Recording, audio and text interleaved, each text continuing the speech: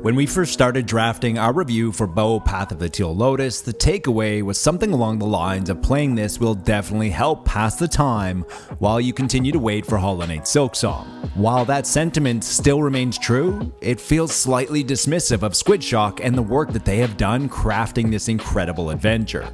The more we played, the more we realized that despite being inspired by games like Hollow Knight, Celeste, Okami, and Paper Mario, Bo strongly carves out its own identity. The Metroidvania genre has always been about derivative mechanics and diminishing innovations. What usually makes a Metroidvania great isn't how it reinvents the wheel, but how all of the separate elements come together as a cohesive package that feels unique, and Bo Path of the Teal Lotus feels nothing like I've played before.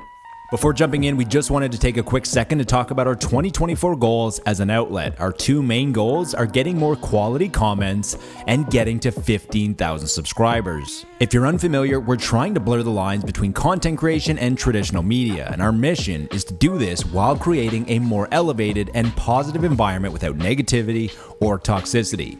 If you enjoy what we're doing, this sounds like something that you want to be part of, then the most important thing that you can do is to leave a positive or constructive comment. Bo Path of the Teal Lotus is a colorful, hand-drawn 2.5D action platformer inspired by Japanese folklore. What makes Bo unique outside of these stunningly gorgeous visuals is the focus on its aerial movement and combat. The game constantly demands that you use whatever skills you have to stay in the air.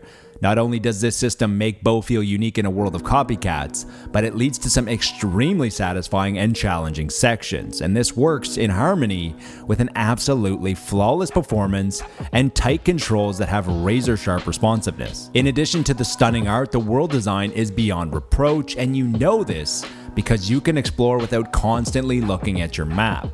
In regards to those aforementioned cohesive elements, each one is nearly flawless. The visuals have a standout quality in a crowd of similarity. The score is extremely refreshing, drawing from Eastern inspiration, which builds the immersion.